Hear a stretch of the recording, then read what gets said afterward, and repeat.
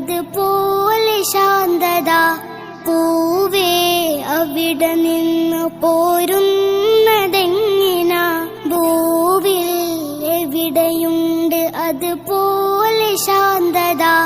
പൂവേ അവിടെ നിന്ന് പോരുന്നതെങ്ങിനാ? ജന്നത്തുൽ ബഖീനടിയിൽ സുവർഗമാ. ജന്നത്തി സലാം പറഞ്ഞാൽ സുഗന്ധമാ.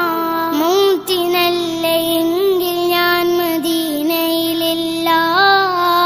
മുത്തിനോട് യാത്ര ചൊല്ലി പോരുകയിൽ